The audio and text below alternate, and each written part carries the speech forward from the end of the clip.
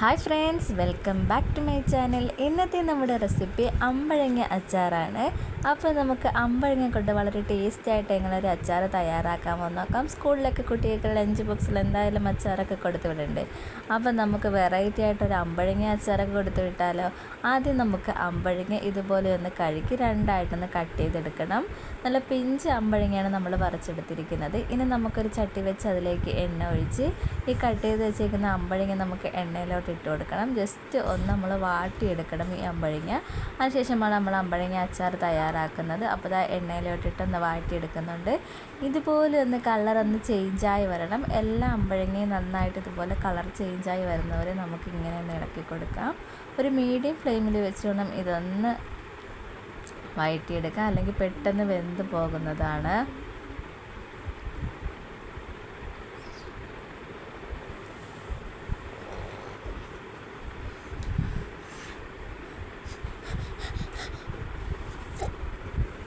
അപ്പോൾ ഇത് ആ കളറൊക്കെ ഏകദേശം ഒന്ന് ചേഞ്ചായി വന്നിട്ടുണ്ട്. ഇനി നമുക്കിതൊന്ന് കോരി മാറ്റി കൊടുക്കാം.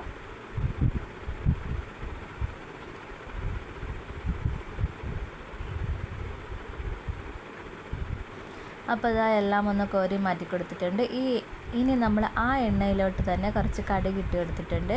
കടുക് നന്നായിട്ടൊന്ന് പൊട്ടി വന്നതിന് ശേഷം നമുക്കതിലേക്ക് പിന്നെ ചതച്ച് വെച്ച് വെളുത്തുള്ളി, നന്നായിട്ട് ചതച്ചില്ല, ജസ്റ്റ് ഒന്ന് ചതച്ചെടുത്തിട്ടേ ഉള്ളൂ. വെളുത്തുള്ളി ചേർത്തൊന്ന് ഇളക്കി കൊടുത്ത ശേഷം ചതച്ചെടുത്ത ഇഞ്ചിയും അതുപോലെ ജസ്റ്റ് ഒന്ന് ചതച്ചെടുത്തിട്ടേ ഉള്ളൂ, നമ്മൾ പേസ്റ്റാക്കി എടുത്തിട്ടില്ല. ഇഞ്ചിയും ചേർത്ത് കൊടുത്ത് നന്നായിട്ടൊന്ന് ഇളക്കി കൊടുക്കാം. ഇനി ഇഞ്ചിയും വെളുത്തുള്ളിയൊക്കെ നന്നായിട്ടൊന്ന് മൂത്ത് വരണം. ഇനി ഇതിലേക്ക് കുറച്ച് പച്ചമുളകുകൾ, 2-3 പച്ചമുളകൊന്ന് നീളത്തിലൊന്ന് കട്ട് ചെയ്ത് അതും കൂടി ചേർത്ത് കൊടുക്കുന്നുണ്ട്. എന്നിട്ട് നന്നായിട്ടൊന്ന് ഇളക്കി കൊടുക്കാം. ഇനി നമുക്കിതിലേക്ക് കുറച്ച് കറിവേപ്പില കൂടി ചേർത്ത് കൊടുക്കാം.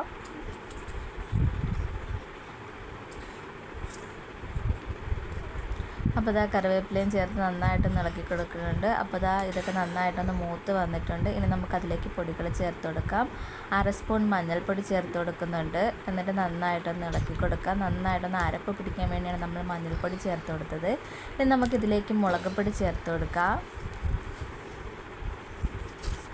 2 സ്പൂൺ മുളക് പൊടി ചേർത്ത് കൊടുത്തിട്ടുണ്ട്. എന്നിട്ട് നന്നായിട്ടൊന്ന് ഇളക്കി കൊടുക്കണം. ഈ മുളക് പൊടിയൊക്കെ ഒരു പച്ചമണം മാറി വരുന്നവരെ നന്നായിട്ടൊന്ന് ഇളക്കിയെടുത്ത ശേഷം നമ്മൾ നേരത്തെ എണ്ണയിലോട്ടൊന്ന് വാട്ടി വെച്ചിരുന്ന അമ്പഴങ്ങയും കൂടെ നമുക്ക് ചേർത്ത് കൊടുക്കാം. അമ്പഴങ്ങയും കൂടെ ചേർത്ത് നന്നായിട്ടൊന്ന് ഇളക്കിയെടുക്കണം.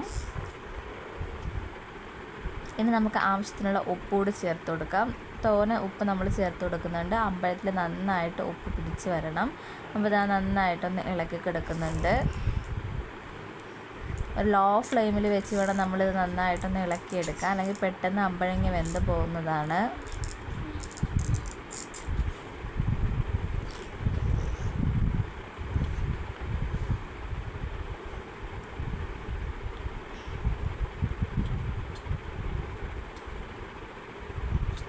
ഇനി നമുക്കതിലേക്ക് കുറച്ച് കായപ്പൊടി ചേർത്ത് കൊടുക്കാം.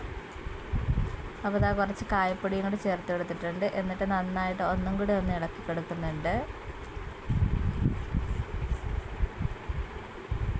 പിന്നെ ഇതിലേക്ക് ചേർത്ത് കൊടുക്കുന്നത് കടുകും അതുപോലെ തന്നെ ഉലുവയും കൂടെ ഒന്ന് പൊടിച്ചെടുത്തതാണ്, വറുത്ത് പൊടിച്ചതാണ്. അതും കൂടി ചേർത്ത് കൊടുത്തിട്ടുണ്ട്. അതും കൂടി ചേർത്ത് കൊടുത്ത് ഒന്ന് ഇളക്കി കൊടുക്കുക. അപ്പോൾ ആ ഒരു ഫ്ലേവറും കൂടെ നമ്മുടെ അച്ചാറിന് കിട്ടുന്നതാണ്.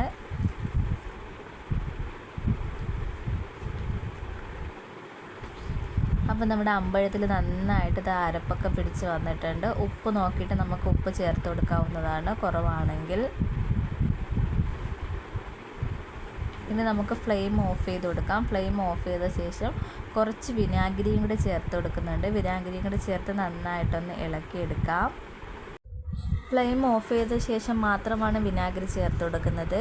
വിനാഗിരി ചേർത്ത് ഒന്ന് നന്നായിട്ടൊന്ന് ഇളക്കി കൊടുത്തിട്ടുണ്ട്.